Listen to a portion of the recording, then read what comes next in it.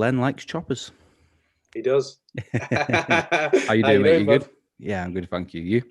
Yeah, ace. Thank you, mate. Ace. Awesome. So, how are you coping right now with all this COVID shit?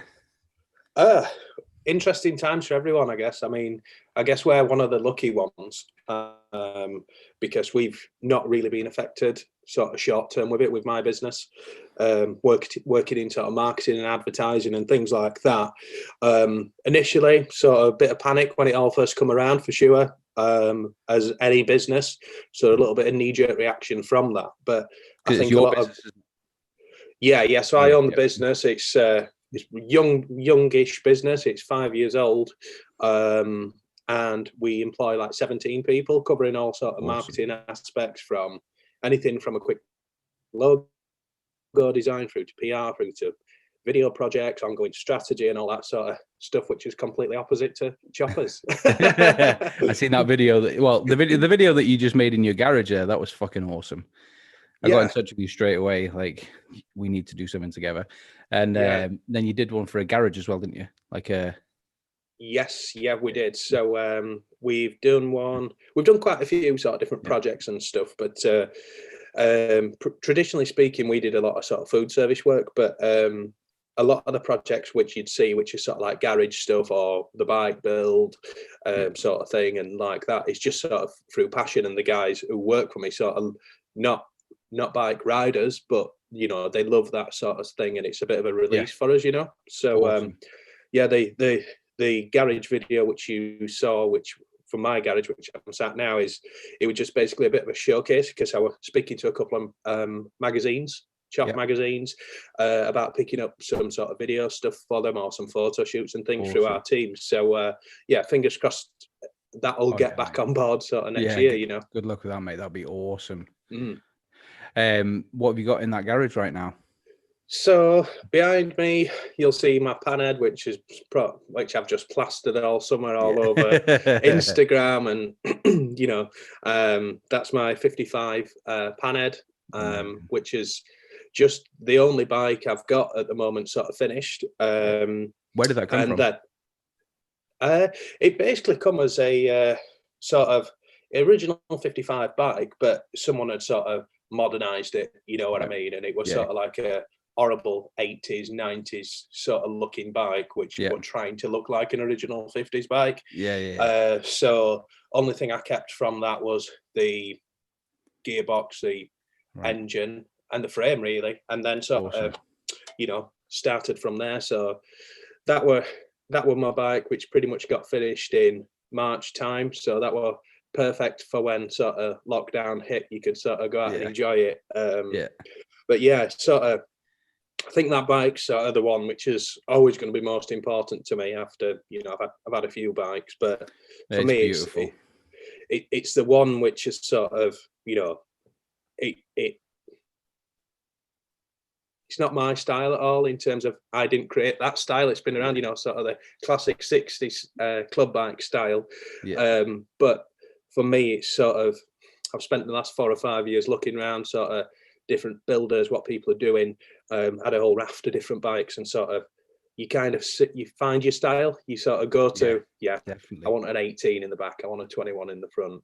I will only have sort of like stock length springers now and a peanut tank. So very, very sort of obvious style, and there's so many people who do it really well. But for me to have that style and sort of down to pretty much every last detail is what I want. It's super important to me, and it's certainly my favorite engine. The panhead, for sure. So, and who are the guys that built that? Because so that's Lloyd Williams from Last Week of July, or Keep It Country on Instagram, as you know him.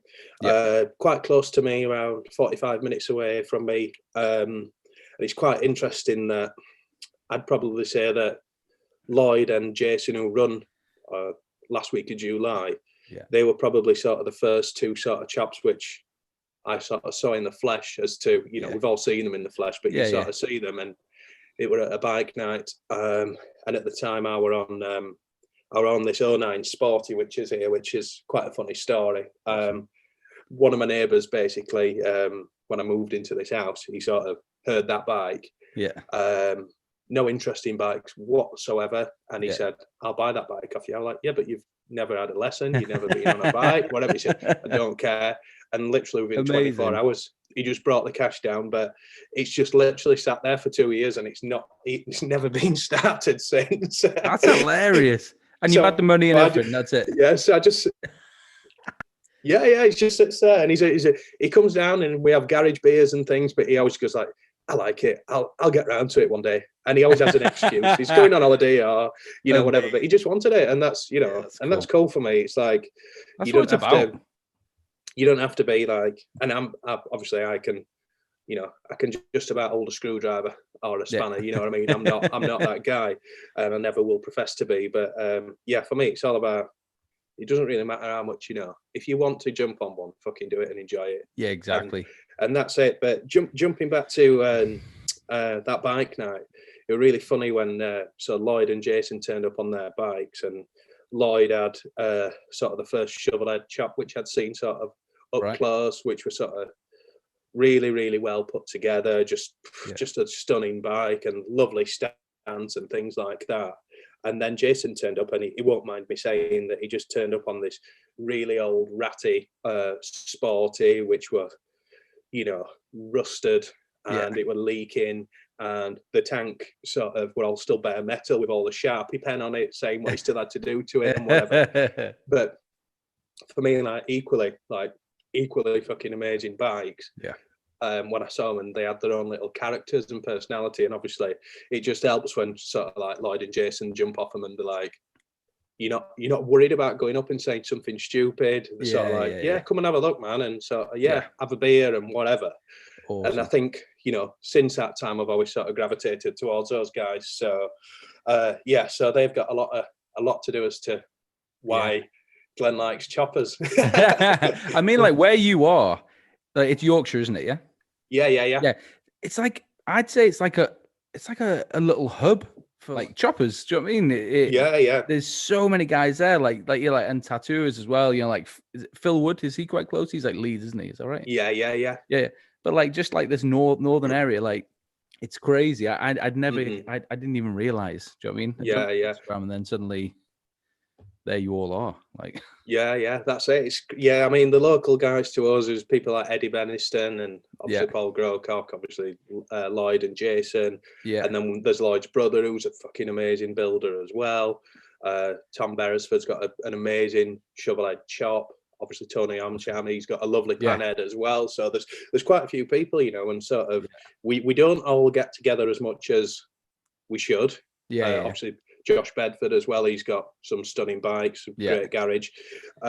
So we don't all get together as much as we should, but we all talk and we're all close and stuff like that, So it's pretty cool. I mean, the ride the last week in July, that's what that's for, isn't it?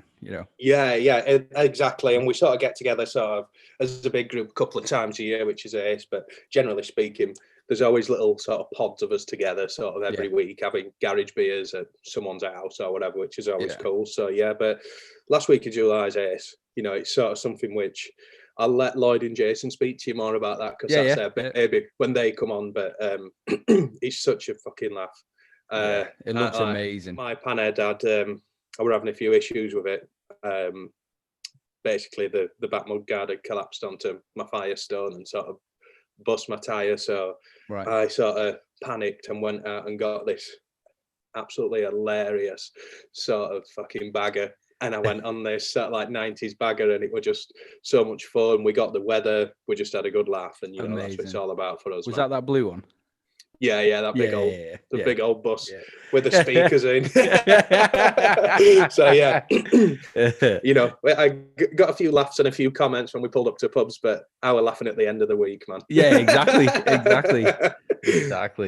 But so, I mean, it's quite interesting for me, because like with the Harleys and stuff, it's like I've got this morbid curiosity to sort of, I've got to have, got to catch them all, you know what I mean? Fucking Pokemon. And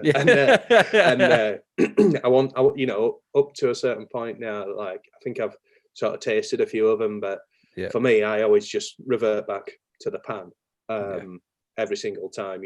I mean, we were just speaking briefly before, and at the start of this year, I think there was a 41 knuckle, the 55 pan, a Jenny shovel, and then I had the Evo. But they're all really different styles, Ollie.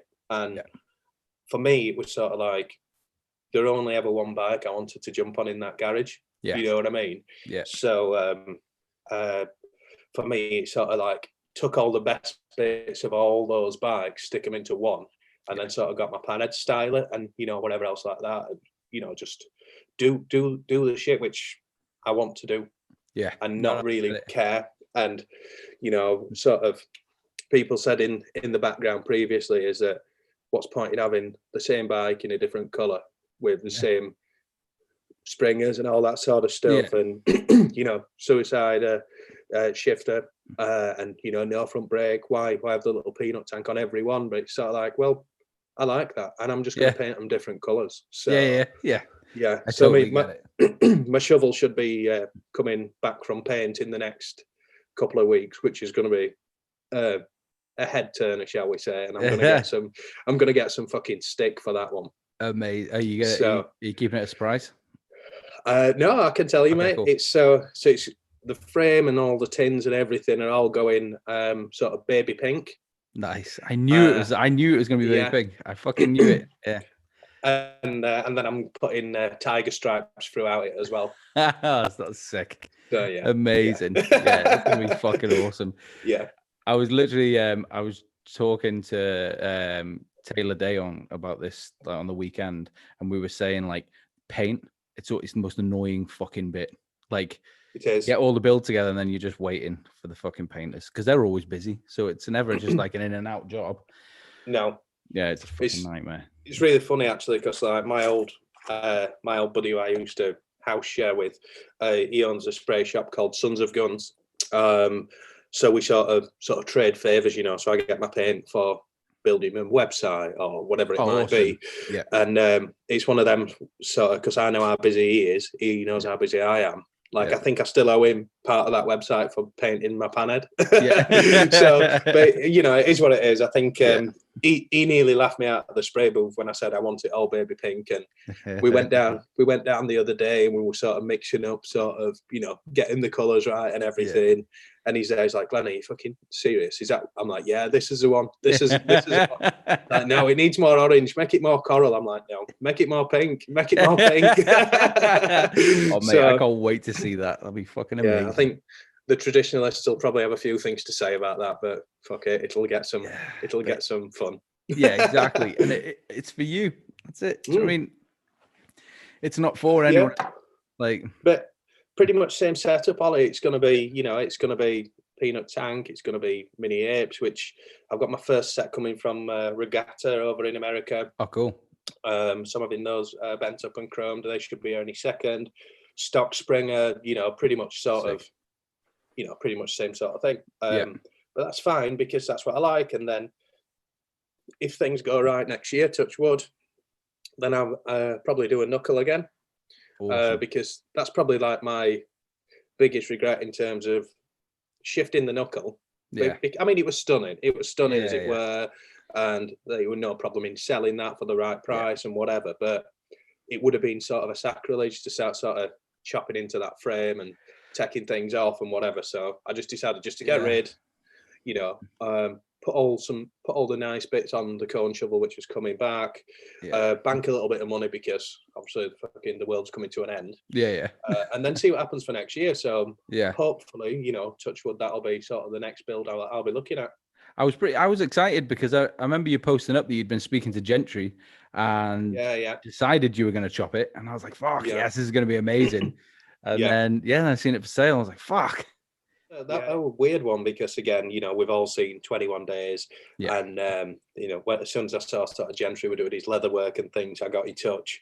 And then he were really sort of complimentary of my bikes and stuff. I like, fucking hell, that's cool as fuck. Yeah, he's such a cool guy. I don't want to blow smoke, but you don't. I don't know. Like, I was a little bit kind of. I'm not ashamed to say it. I was kind of like when we first got in touch. It's kind of like, is he going to be a dick? I was a bit like starstruck. Because I'd watched 21 Days. I was like, And he's such a fucking cool guy. Do you know what I mean? He's so easy to talk to, and I love his work as well. You know, it's you know, he's looked after me on a couple bits as well, and you know, I've passed a few bits which Gentry's done to some of my friends as well, because that's what it's all about. And you know, I've got a really nice sort of sissy bar bag from him, and then that's sort of something which I'm looking forward to on my shovel head, because he's actually built me my seat.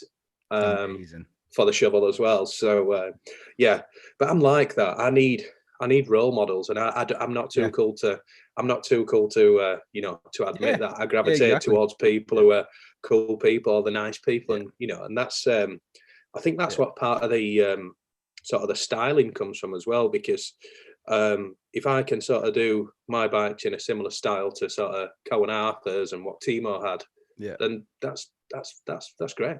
Yeah, exactly. And that's what I go for. And, you know, I'm not trying to say that, you know, this is my style or anything. As I said, it's just they ride them. They look cool. Yeah. They're having loads of fun. I want part of that. Yeah, and that's as simple as it is, man. There's a reason that we mainly just replicate the past. I've spoken about it before with Frank and that, and it's because it's fucking cool. You isn't, you know? No, that's it. It's tried and true, and I suppose the only thing for us in this country is that I think we'll always struggle to replicate having as much fun on the road as the Americans do and the Aussies do, you know, because our roads are shit, because we have potholes and roundabouts and hills. Exactly. Yeah.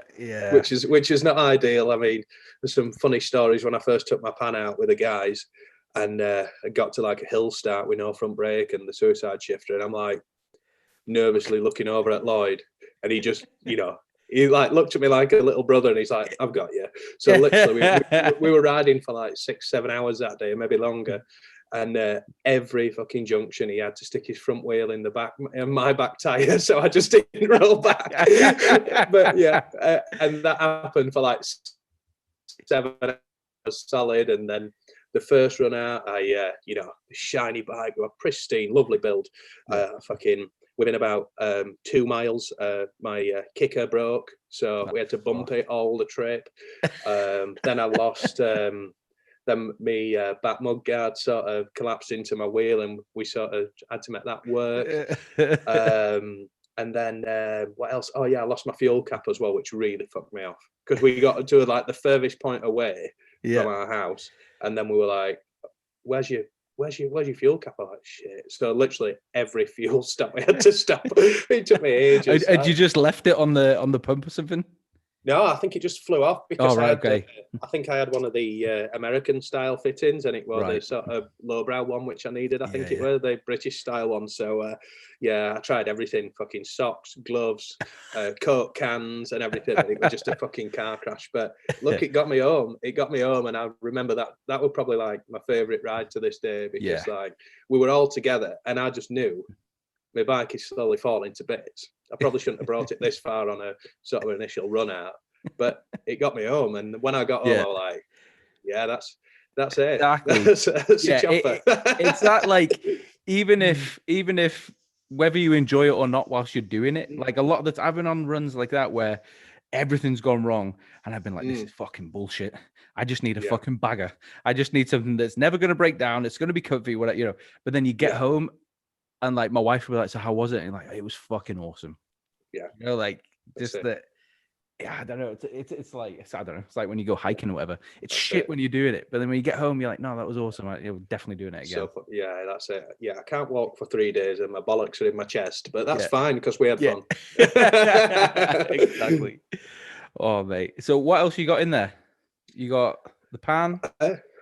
Just a pan and the 09 rubber mount Sporty of my buddies. Awesome. Because as I say, at the start of this year, I sold quite a few bits.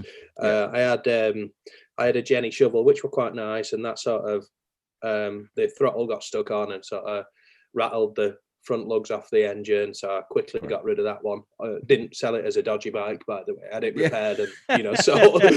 I'm not that guy. I've been duped by those guys a lot. Yeah. So I decided that I didn't really know what I wanted to do for the next build. Sold the bagger, and then decided I were going to get an old murder van. Oh yeah, the rape van. I've seen it. Yeah, it's awesome. So I got that just as something a bit different, just to sort of tick that box, which is cool. What is it? It's a 40 Connor line. 40 Connor line, 74. It's like a 3.9 V6 petrol. It's fucking awesome. It's really funny. Same sort of gnarliness as riding a dodgy chopper. So you don't like to stop, and it's very loud and it leaks. But I just got that as a bit of a stopgap because, you know, winter were coming up. I knew I weren't going to be doing much riding. I thought, you know, I just get something just to sort of put my money into, rather than my wife spend it on stuff that we don't need for the house, as you know. Yeah. And then the plan will certainly be to move that on.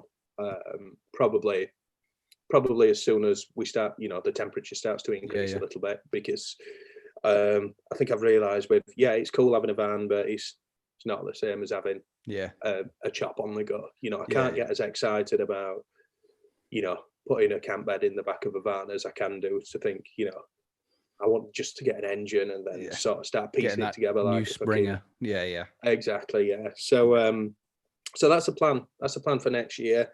I've always had a weird thing, again, which probably comes down to sort of looking at Gentry's bikes and things like that, would be, I really want a chrome frame. I really want a chromed frame. Yeah, so do I. You mentioned him before.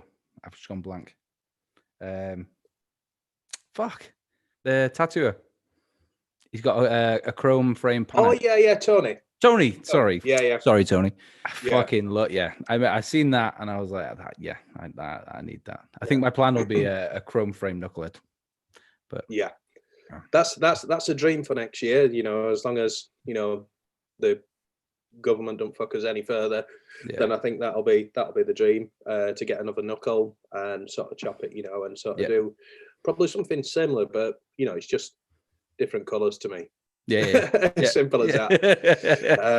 You know, I've toyed with sort of different handlebars and all that sort of stuff, but it's just, you know, this is a top clamp I like. These are the risers. These are the bars. I like the upswept exhausts, and I want them as long as Lloyd will make the exhausts. Without causing him an engineering nightmare. And there's sort of little sort of quirk differences for me. I really like the flat bar, sissy bar with the bayonet. I think that'll just be something which I'll do all the time. But I do really want a sprung Cobra seat next time. Cool. I know it's just a stupid little thing, which, you know, I could have one of them instead of a Bates or a Gentry seat, but you know, it's just a little thing which I get really into stuff weirdly. You know, like, I know exactly what you mean. I sort of go on wheel urges, or I'll go on handlebar urges, or I'll go on seat urges, and then you end up buying like 4 seats and you think, shit, I've only got one ass to put it on. So but I think we all go through that, you know. Yeah, definitely. I end up staying up till like 4 a.m, just like trailing through like ads on eBay or Instagram or Facebook, just doing the same thing, like trying to fucking find a seat or find bars or but I just I'm kind of the same as you. Like I have that set look that I like, you know, like it's not the same as yours, but you know, I love narrow bars. I love like that, like Max Schaff style, just fucking lane split. I just love it. Like, and people are always like, you know, oh, you're gonna fucking die, you know, how the fuck do you ride it? But I'd rather die looking cool than be practical. I mean, that's what it's all about. I mean, I've had it in the past where it's sort of like, you know, people try and push you down a certain road and things like that. But you just come back to what you like, and you know, if you can keep replicating that and have fun with it, then, you know, fuck it. And that's it. I think it's quite interesting now as well, which is quite nice, that, you know, a lot of my friends who are sort of getting into bikes who historically had not been, sort of turning on to the idea of, you know, sort of an 80s 90s Sportster, and that's, you know, that's far better than a you know, a new bike, and you're gonna get the personality of that, and you can play with it and things like that. It's really cool because they're you know, they're coming to me, and I'll sort of say, look at these accounts, this is what I like, this is how I started, Don't ask me anything to do with mechanics because that's Lloyd's department.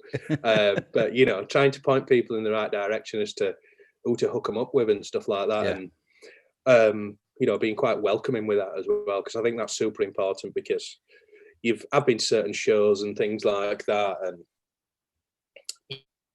you get your standoffish guys. I've seen it in the past that if somebody rocks up on a Sportster, someone with a knuckle might look at you quite funny.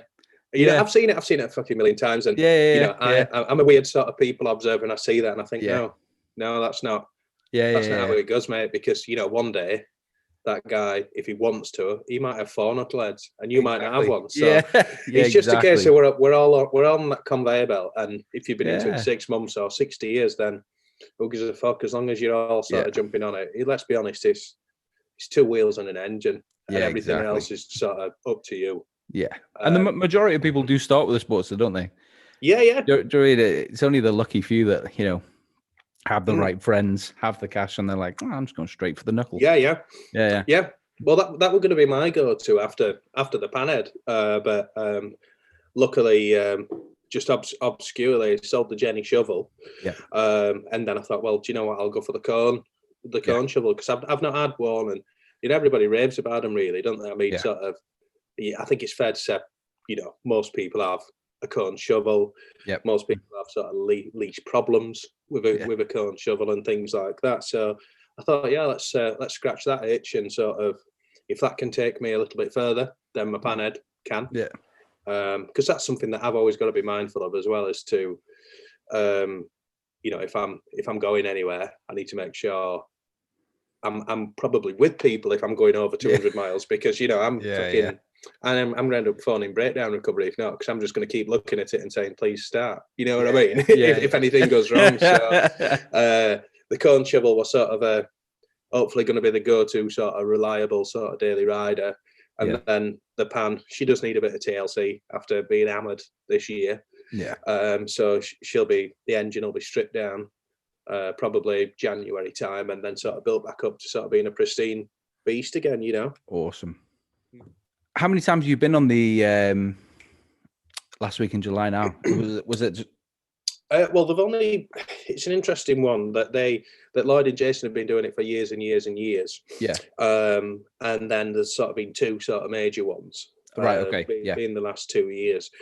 But I only went on the most recent one because the first one that they did, where they filmed it and everything else like that, I were working out in Jacksonville for a couple of weeks. Oh, awesome. I couldn't justify sort of coming home on the Thursday, going on the last week of July on the Friday, and sort of, young family and all that sort of thing.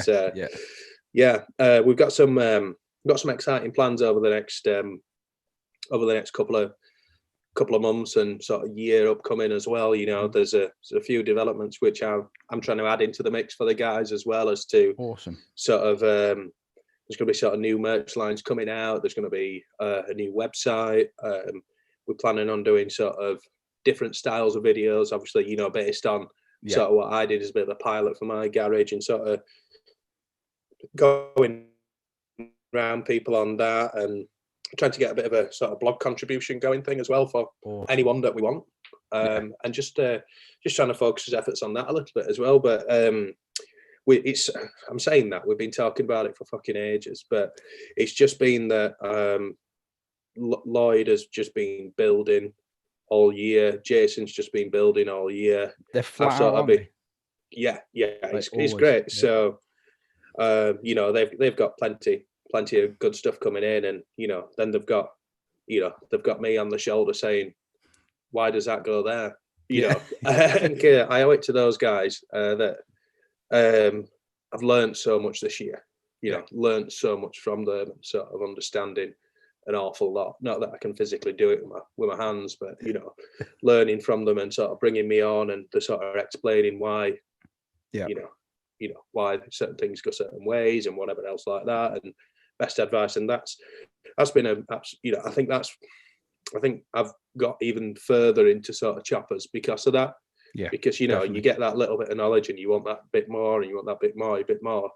Whereas sort of previously I've been a little bit cut off from that, as to send a few sort of pictures off to people, then it ends up being close to what you wanted, not quite what you wanted, or you don't understand why that's been done in a particular way. You know, so for me, it's sort of been a real journey where you sort of connected with builds and sort of you connect with your buddies about it, and you know, there's always funny stuff that happens in a garage. You know, just a couple of weeks ago, like Lloyd really badly electrocuted himself, and we laugh about that to this day. And sort of like he's there like white as a ghost. I'm like, what do I do? Because I really want to laugh. What happened? But, he was just welding, and he just got the biggest fucking kick you've ever seen. But it was just hilarious how it happened in this sort of tiny garage with like loads of bikes, and then he hit something, and then he hit something else, and the lathe started, and all that sort of shit. It just fucking comedy of errors, But that's what it's all about for me, you know. And that, I think that's why I've not missed. I think that's why the lockdown for me has been. I've been going to work, seeing my family, and then ended up in a garage sort of at least a couple of nights a week. Awesome. So I've been distracted from a lot of that, you know, where I don't need to go to the pub because every one of my buddies' garages is the pub. You know what I mean? And we're all, as you said, we're lucky that we're all sort of really close together as well. So we've sort of got ourselves through all that as well. And things have probably progressed a bit further with the bikes for those guys and for me as well, because they've been, you know, been working. Some months have been not working so much, others as well. So we've all had a long sort of period where we've had extended weekends and things like that, you know. So we tried to make the most of it, even though it's not the most practical, but we've got through it, you know. We fucking enjoyed it. I love seeing how busy those guys are, and I love that they're just doing it in the fucking garage. Do you know what I mean? Yeah. And I mean, I've spoke to them about this and things, and you know, everybody says, you know, why don't you get a unit and do this and then, you know, whatever. But I think for those guys, again, not to speak for them, but I think that's when it turns into a job. That's when it turns into pressure, and that's when, you know, it's not that hobby, and that's not your release. That's actually shit. This has got to go right, because if not, it's costing me time, which is money. So I think it'd take something extreme for them to change the ways on that as well, you know. And and I think that's a good thing about it, is to, you know, the churning bikes out quickly, but if it took another month or two, then it doesn't really matter, you know.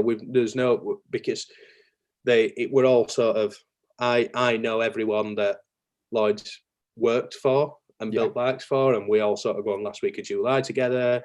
We're all friends, we all talk, and I think friends understand that, you know. And it's just it's great, you know. And it's really funny that there's so many different styles of bikes as well, which are coming out of there. So there is long bikes and sort of all sorts of different shit coming out of there, which is amazing. But we're not all sort of glued to that same style.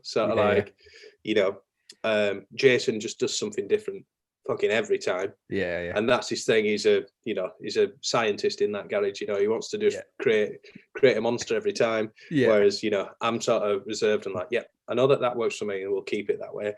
And then, you know, everybody's got different styles as well. Like Rye, who's up in Sunderland, Newcastle way, he's just got this fucking crazy, the highest midge you've ever seen on like a big fat fucking Jap style bike, which Lloyd done. And it's like, wow, that's fucking nuts. But good luck riding it. So we've all got us different sort of quirks and stuff, and everybody in sort of the last week of July sort of circle, if you will, has sort of all come from different walks of lives and whatever, but everybody's glued together. Like, you couldn't find a more fucking misfit group of people. But everybody comes together because two wheels and an engine. It was Jason's cream sport. It was a sporty, wasn't it? Yeah. That's literally why I did mine cream. I'd seen it. I was like, oh, that's cool. That's it. That's it. Like, Which again were a crazy bike, which were a crazy long bike, and you know, he just Jason could sit on a BMX and make it look cool as fuck, and he just rides the craziest bikes as well. You know, he does. And again, he doesn't give a shit about. That's just what he wants. And that's fucking mint. And you know, initially when I first saw that cream bike, I was like, I'm not so sure about that one. And then the more you see it, and the more that person sits on it, and you're like, actually, yeah, that's Jason's bike. Yeah. No matter who owns that will always Yeah. be Jason's bike, you know, and that's what makes it cool, you know. Yeah. As soon as I saw it, I was just like, for me, it was more like of course, cream. Of course, that's what I've been trying to figure out. Yeah. And it got better and better and better every time you saw it as well, just because it got muckier, it never got clean, and it just fucking got its own little attitude, you know. Yeah, well, that's what I was saying. Like, mine's not finished, but my current bike, I just want to ride it now. I want it to look ridden. Do you know what I mean? I don't want it. I'm sick of it being clean now. I'm sick of it being fucking polished and perfect. I just want to kick the shit out of it now. You go through them stages, and that's what I did with my panhead. Like, you know, as soon as I got like a little stone chip in the tank or whatever, I was like, shit. Or like I will admit though, like, if I had a panhead, I would be like that. I would want to just keep it, you know, pristine. Like, but I mean, I've not just. Yeah, you know what I mean? Like, I mean, I love them. I think I'll definitely, you know, I'll be definitely getting another sporty. You know, I mean, they're just fucking great, and they're just good, aren't they? And that's the beauty about it. You know, sometimes, you know, with the older stuff as well, it's sort of, you've got to know what you're getting into a little bit. Yeah, and that were a massive learning curve for me, because I went from the 09 rubber mount sporty to a 69 Jenny shovel, which had 8 overs and you know, no front brake and shit like that. And I was like, fucking hell, I've got to kick this thing. And you know, I've got to remember to turn my fuel on and fucking give it 3 squirts and all that mad shit. And like, what a fucking learning curve that were. Like, that were crazy. And then I think I did have an initial thought, you know, where I was like, why did I do that? Yeah. But then I think you just sort of learn to live with that pain, don't you?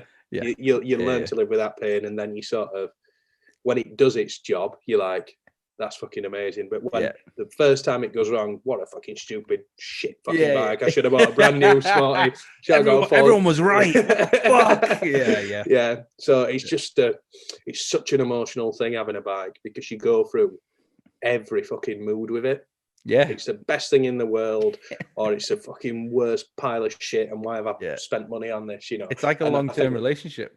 It really is. Oh, you just sometimes you're super close, and then other times you just don't even want to look at the fucking thing. That's it. But yeah, we do it. It's weird. It's like, I often think, like, you know, what if I didn't have bikes? You know, what would I be doing with my time? You know what I mean? Yeah. You know, I sort of got a bit too old and fat to fight, because that's what I used to do. And then you think, what would I fill the void with? You know what I mean? Fuck knows. It's such a strange sort of thing. Yeah. For me, it's more like, how didn't I find this sooner? Like, why did it take me till I was like 28 to fucking find this thing and, you know, get into it? Like, it's crazy. Really is. I mean, I always, well, my first bike, which I fell in love with, was like a KX 250 sort of motocross bike. And as a kid growing up, that's the only toys I wanted. But mum and dad were like super strict. You would never have a bike and all that sort of thing. And the first thing I did, I was like, I'm going to show them. As soon as I was 17, I sort of passed my CBT. Like, I'm going to get a Kawasaki 250. I didn't end up getting that. I ended up getting an old Vespa PX 125. Oh mate, that's it, mate. So I got that, and then started riding with a local club to me on that side of it. Just being a kid, they're like my guilty pleasure, you know, like Vespas. I haven't got any, but like, I get that excited feeling, you know, anytime I kind of see them or have a shot on them. Like, it was weird. So I had that one, and then after that I went to a bike show and fell in love with sort of the scrambler style sort of Triumph Bonneville's. Awesome. I got one of them thereafter, and then I think that was pretty much about that time when I felt like, I'm going to get a sporty, because as you said, in this area, a lot of people sort of, you know, in that world. And then that's when I bumped into the guys, you know. And I'm like, let's do this. And then so you had like the scrambler type ones before then? So I had a Triumph Bonneville, which was sort of customized with sort of the big fat knobbly tires on and Yeah. all that good stuff, and the subframe sort of shortened and whatever, which were cool. Awesome. Completely unpractical because I lived in a tiny house then, and it had to live in my front porch, so I had to open the front door, and the neighbours were like, "What the fuck is he doing?" Yeah. Like, yeah. So I think as soon as I moved into this house where I'm lucky enough to get the garage, you know, it's sort of there's a space. Let's fill it, and you know, I've been lucky enough to do that over the last couple of years, and you know, but truly finding my feet with it, you know, learning as much as you can, reading the magazines, watching the YouTube stuff and whatever, and sort of finding what you really like, you know. And you know, I mentioned people like, you know, Cohen Arthur and, you know, that sort of style as well, but there's some fucking great people who are sort of just, you know, slightly out of touch from me in the UK. I'd love to, you know, spend some time with and go through their builds and get to know them, you know. You know, people like fucking like Vincent Summers, I think he's got the styling of a chap no matter what he touches down to a T. I think that's fucking great. Michael Noble Customs, just stunning bikes, you know. So, but I think that's a weird thing as to, you know, these guys are sort of 3-4 hours away, and we've got our own little bubble up here. But Instagram sort of makes a world an awful lot of small players, doesn't it? Definitely. Like, you speak to some of the older guys and they're like, "Oh, you know, you got into it too late." You know, it's kind of similar with my job, like tattooing. People are like, "Oh, it was so much better, you know, back in the day," you know. But on the other hand, like when not tattooing, when it comes to the like chopper kind of scene, I hate even calling it chopper scene because they laugh at you. But I think we're so lucky to get into it now, like with everyone's at your fucking fingertips. Like, I love it. I love it for that. I mean, you do get certain run-ins and stuff where you know, I've been called, you know, little fucking hipster because I've got a pan head, but I don't know how to take a spanner to it. But that's fucking fine because you know, that just leave them to it. Definitely, you admit it. You don't pretend. You're not pretending that you can. So no, you got to respect that. Do you know what I mean? Yeah. I think you know, when you asked me to come on and stuff like that, I were a little bit nervous as to think, oh shit, I'm going to probably make myself look stupid in a way. But it's sort of like, I don't give a shit who you are. You are, someone's been in my position 100% a million times. And then if you take it further, then fucking great, you're a talented guy, or you've done your own work in your time.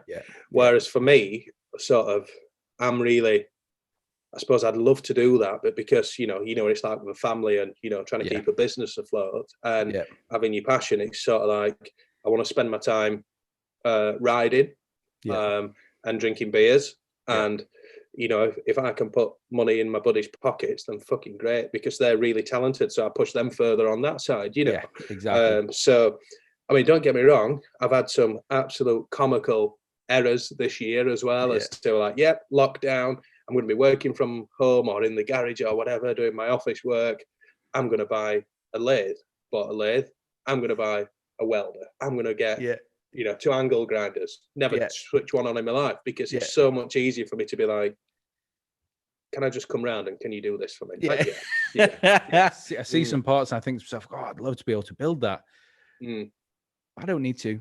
You know, I can buy it from amazing builders in the UK alone, you know? So I think we've all got us place as to whatever you're comfortable with. And you know, I picked up all the gear to start doing it, and then I realized to myself, well, if I sell this stuff to my buddies, they're going to get far much more use out of it. Awesome. And so shifted it to a couple of people, all my bits and bobs. You know, I've still got you know, the bare essentials and stuff, but am I gonna sit on a lathe for fucking, you know, 30-40 hours a week and try and, I just ain't got that time. And to be honest, I'm my sort of building level is IKEA flat pack. That's as far as I'm going off, you know, and I fucking hate that as well. Pro.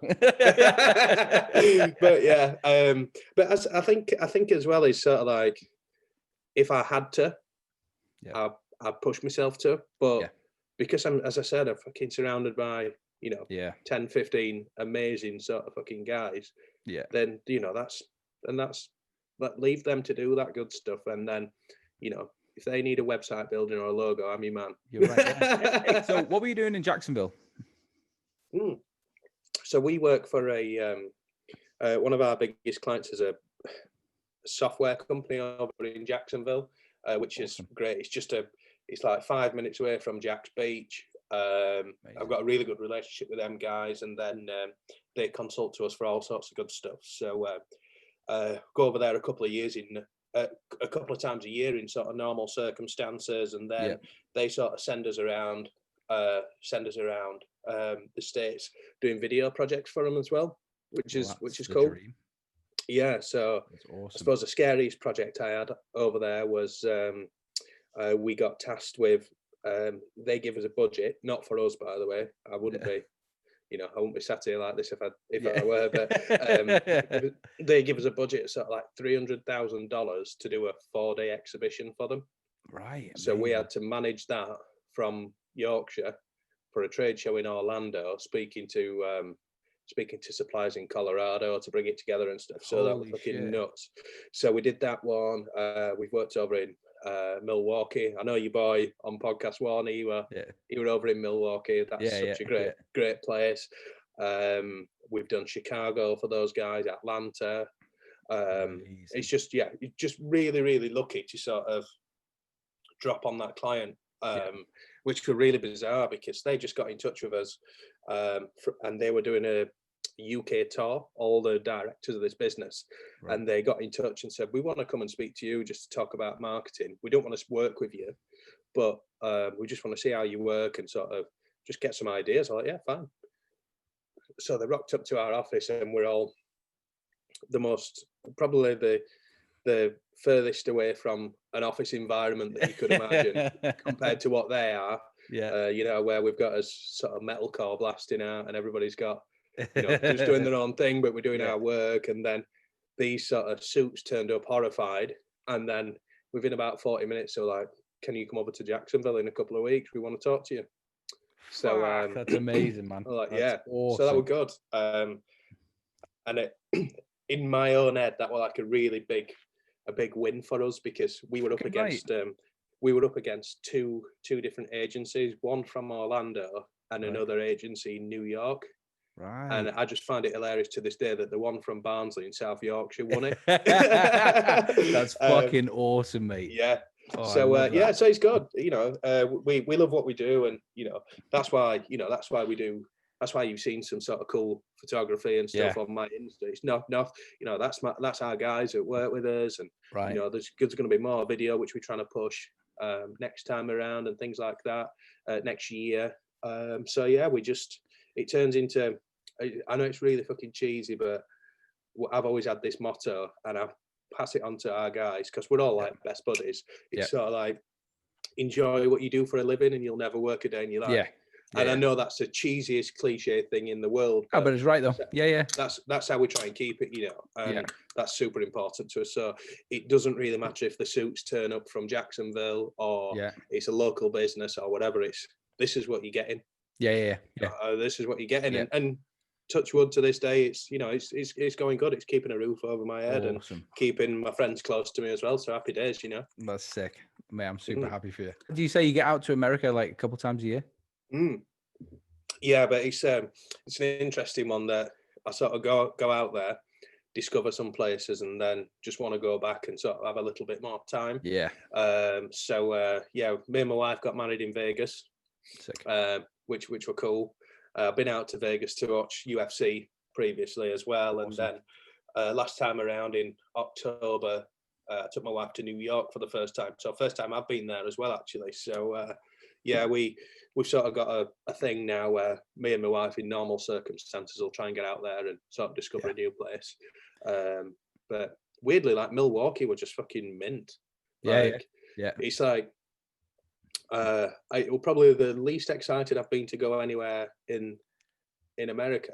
But and I went over there completely, arrogant. Other than obviously Harley Davidson factories there, which is fucking ace. But I spoke to the taxi driver taking us in from the airport. I said, "So, what's to do in Milwaukee?" And he was like, "Do you like beer?" I'm like, "Yeah." Do you like cheese? I'm like, "Yeah." He's like, do you like Harley Davidsons? I'm like, yeah. He said, you're going to love it. And that's all it is. That's all it is. Awesome. It's just fucking cheese producers, beer, and Harley Davidsons. I'm like, yeah, fucking great. Yeah. Put all them together in a little city. That's great. Yeah. Yeah. But yeah, we're lucky enough as well that with that particular client, and they booked us on all this sort of video tour and things like that. Yeah. And they took us out for a heavy night in Milwaukee. And then the next day they were like, right, 9 o'clock start. And then they didn't turn up. And they were like, just wait until 11 o'clock or whatever. Yeah. Get yourself some rest, get yourself some breakfast, enjoy the sun and the canal. I'm like, yes, fantastic. Yeah. And then they turned up at 11 and they were like, oh, we've got a surprise for you. We're not filming today. We wanted to take you out some beers last night, give you a bit of a lay-in. We've got you a private tour around the Harley Davidson factory, museum, sorry. And that were fucking ace. That were really, really, really good. But it's one of them where you could probably go around 3 or 4 times, or every time you go, you would just always go. Just amazing. Yeah. So that were really good. But it's almost like, because I did that a couple of years ago, it's like, I really want to go back now and spend a bit more time on looking at the planets rather than looking at, you know what I mean? And you miss so much stuff. But like, it's that were really fucking fun thing. Awesome.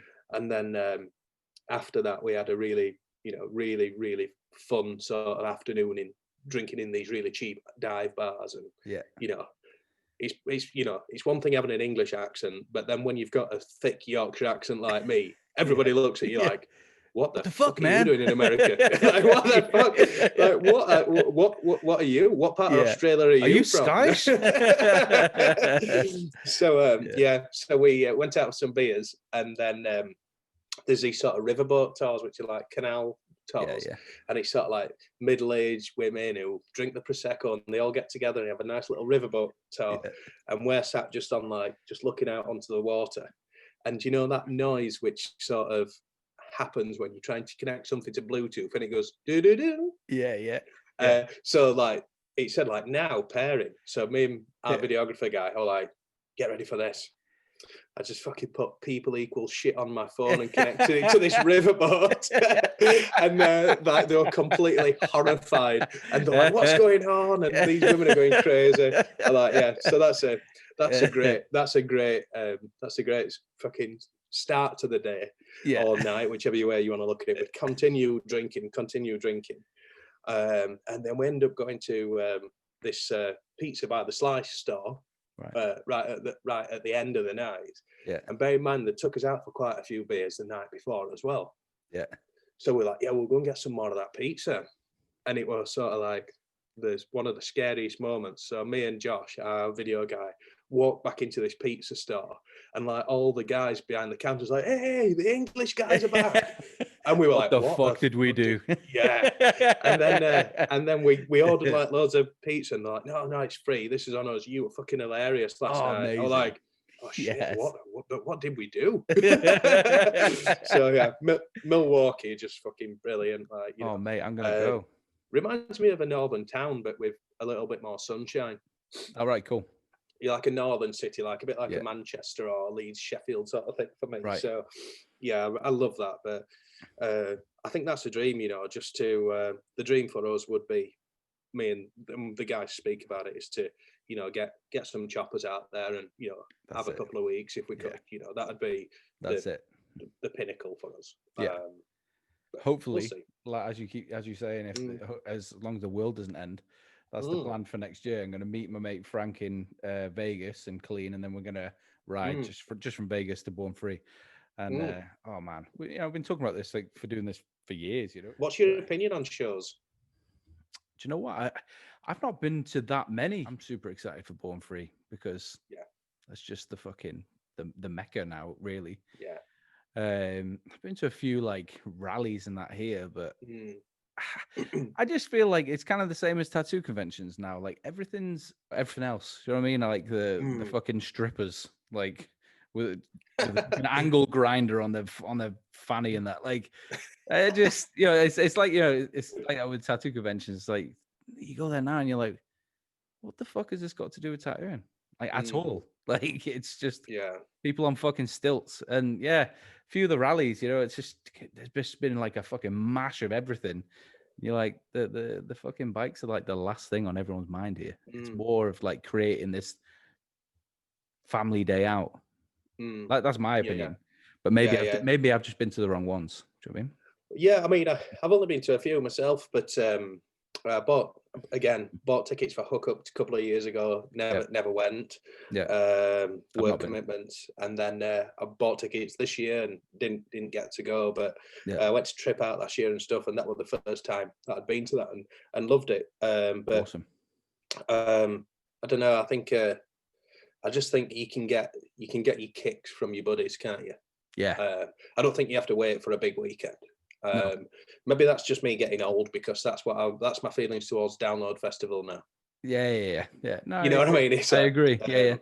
I think you've got to go and scratch that itch for sure, and sort of get excited and work out. You know, use it as a bit of a discovery tool. But you know, I know quite a few people who have, you know, who sort of gravitate towards sort of shows all the time. You know, I'm not talking ill of any shows; they're all fucking great, and the amount of organising that goes into them, then happy days. But you know, I've seen a couple of people sort of fall out of again, the chopper scene, if you want to call it that, because like, you know, shows are not on. What's the point? I'm going to get rid of my bike and whatever else, you know. So it's just a weird one that I think, again, we sort of create our own little Yorkshire party. But then obviously, like you're saying, you've got, you know, like you got the Hookup and all the amazing shows now. And is the 101? What's that? Is it in London? The Assembly. It's, yeah. I mean, all these look fucking awesome. You know, I've not been to any of them. I got invited to take my panhead over to the one that they were going to do in Amsterdam, actually. Awesome. Which I really, really wanted to do, because I've never, you know, sort of done that sort of thing. But again, just this year sort of fucked it, you know. But I think for me as well, it's sort of like, because I'm sort of headstrong now on what I like, it's sort of like, I can look at things and appreciate it, but it's sort of like, it don't really do it for me. And you know, I'm not really into, I mean, the Born Free thing's just fucking unbelievable engineering and crafting and how they can do that sort of stuff. But I don't think I'd ever be I don't think I'd ever build a bike for a show. You know what I mean? I don't think I'd ever build a bike to sell it, you know, or anything else like that. I think it's quite a personal thing to me now. So I think that sort of sways it a little bit, you know, because I think a lot of people will go to shows to sell something or get ideas as well, you know. So for me, it's you know, it's just not about that anymore. That's what I like. That's what I like going for shows for, is like the inspiration. I love that, like that stoke that you leave with. You know what I mean? And buy a lathe that I can't use. Yeah. I've been there, done that, and it quickly found itself on eBay. It was so funny, like the first day I got it, and I like stuck some round bar in this lathe, and I'm like, I'm actually cutting metal, and I'm not smashing anything to bits. I think I had like 5 or 6 days just like coming in and like spending an hour just like turning a fucking, you know, a big fucking baseball bat style bit of metal down to like a fucking toothpick. I'm like, that's not really what you do, is it? There's got to just because I could shit. It's like fucking peeling an onion. It's like, does that mean I can build a bike now? Like, no, shit. Change your Instagram bio. Bike builder. So you know, again, it's all about sort of scratching that itch for me. Is to say like, got it. Know that I'm not going to put any time into it, but you know, a lot of people sort of take piss out me for that, like my friends and my family, because it's sort of like, you know, this just recently I bought a fucking snowboard and got myself kitted out. I've never been snowboarding in my life. It's a running joke with my family, because it's like, what you doing this week then? It's like, oh well, I'm starting to go hiking or fell running, or you know what, I'm gonna do more jiu-jitsu. Yeah, but when you did that, and you know, he's just fucking, I've just got to do weird shit. I'm like Mr. Ben. How long were you fighting for? So I was fighting for 5 years. So I trained for sort of 3 or 4, and then sort of jumped in, which were great. I fought at a really, really good gym local to us, called Fight Unit. Some of the guys who I train with now are sort of in the UFC, or they're in Bellator or sort of KSW and stuff like that. And again, I think I quickly realised, when you're coming up and stuff, it's sort of like you win your first couple of fights and you're like, I'm fucking going to do it. I'm going to be the welterweight UFC champion. I am Conor And McGregor. then, yeah. And then, you remember Dan Hardy? Yeah. I fought on the same show as him on his undercard at Doncaster Dome, which were quite interesting. Awesome. And then, when you're sort of in the early ranks and stuff like that, you sort of, you can tear through some people, but that doesn't mean that you're going to be good. Yeah. And again, I got in touch with a sort of quite well-known sort of West Coast gym, and said, look, this is what I want to do. And they said, yeah, you can come and have a bit of a scholarship, you can clean the gym, you can sleep in the gym and the dorms and stuff like that, but you've got to win sort of your next 3 or 4 fights, and this is what you got to work on. Right. And then that gave me this sort of false sense of sort of security that I'm going now. So I know that I'm good enough, and I know that I'm going to do it. Yeah. And then I ended up having a fight local to me in South Yorkshire, and this guy pulled out, but I'd sold about 300 tickets for this local show. Right. And I was like, yeah, I think I was 3-0 at the time. Yeah. And he was like, yeah, this guy's pulled out, but we've got this other guy who's sort of like 12-2. I'm like, I'm not bothered. I'm just going to fight him. Yeah. I'm just going to fight him. So again, ego sort of took over, and this false sense of security, and just because you've sold 300 tickets don't mean that you're not going to get your face smashed in. Yeah. And then I quickly realised, again, that was such a fucking step up. And that sort of first round started, I just got hit with this right hook, and I was like, oh, no. Fucking hell. Yeah, I'm locked in this cage with this guy for 15 minutes if he doesn't knock me out. Yeah. And he was just fucking battering me. And I was the stand-up fighter myself, but I'm like, I'm gonna have to wrestle this guy. Yeah. And long story short, I ended up losing a split decision, which were definitely not a split decision. It were a unanimous ass whooping. And he beat me up. He really beat me up. But because did you go the full 15? Yeah. So I went the full 15.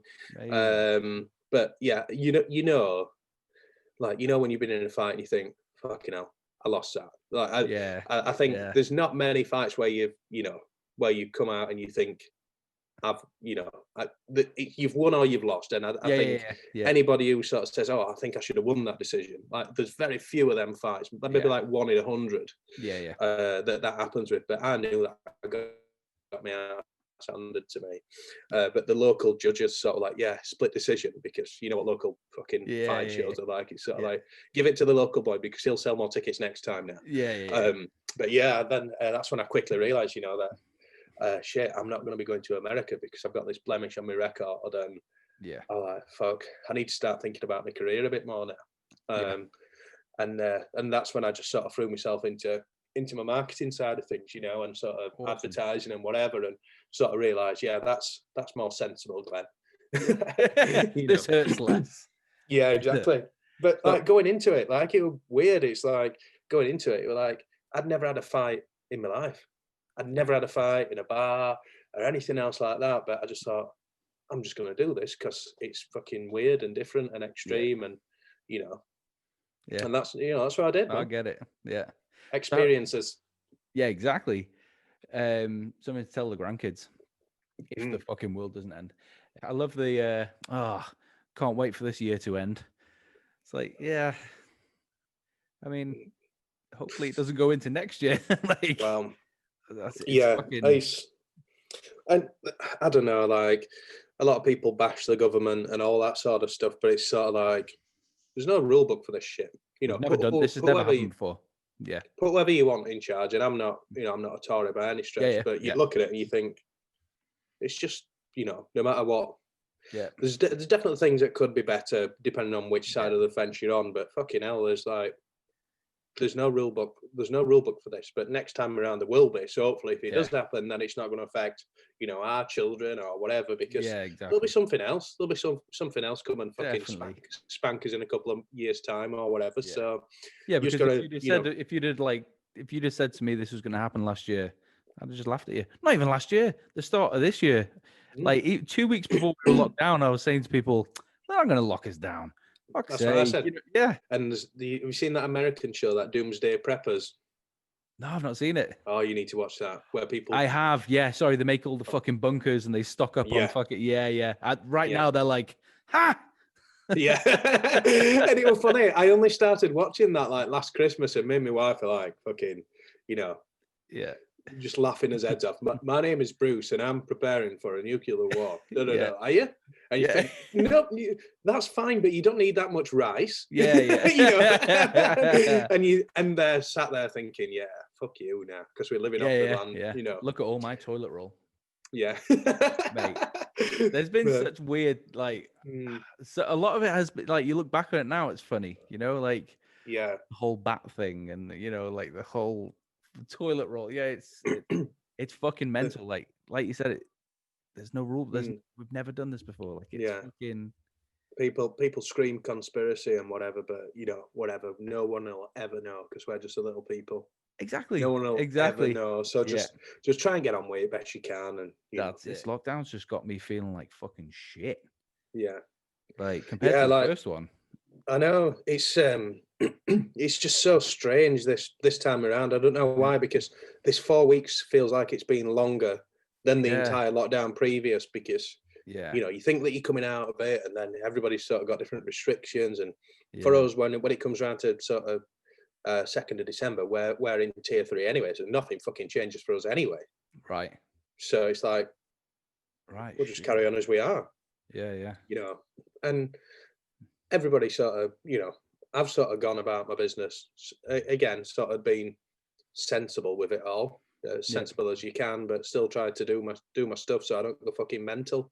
I think it's sort of I think if everybody was sensible, then that's a different thing. You know, it's not a case of, you know, right, lockdown's lifted, let's all go and fucking drink 20 pints and sort of punch every man and push into a bar. You know, because that's not sensible. You know, let's just go about as business, take precautions, and hopefully, you know, we shouldn't have been in this position, but fucking nobody's got a crystal ball, man. Exactly. And like you said, like, we'll never know. We'll never, you know, you just have to make the best of what we've kind of got. At least that first lockdown was nice. That was the best summer, like, in fucking years. But I don't know what it was like around where you are, but people were having their fucking bikes taken off from here for riding during the lockdown. Really? Yeah. Like a couple of my friends had their bikes impounded. One had a £600 fine because he was out and they didn't have a reason. You know, it's fucking mental. Like it was really funny actually, because first couple of times when I just got my panhead through, and I just got my saddle bag. Sorry, my sissy bag from Gentry. And it was so funny. They were like, I'm just going out on my bike, and I'd get my Red Wings on and get my helmet ready and stuff like that. Then I'd go to the fridge and get like a fucking 2-pinter of milk. just literally stick it in my bag. Just stick it in my bag. It's like, if anybody stops me, like, I've just been out to get milk, I've got a baby. Yeah. So I was running around with sort of stale milk for a couple of months, and that got me through. What have you got of Gentry? So I've just got the seat, and I've got the sissy bar bag, and then I've got a few sort of mud guard flaps as well. Awesome. So I ordered a couple extra of them and sort of dished them out to a couple of friends, just because I ended up, again, as you do, I thought, I'll get an extra one of them because one of those will go on my shovel head. But then I decided to get this sort of ribbed, really nice bat mud guard. I'm like, that's just not going to go. So that's sort of sat somewhere around. Just looking pretty.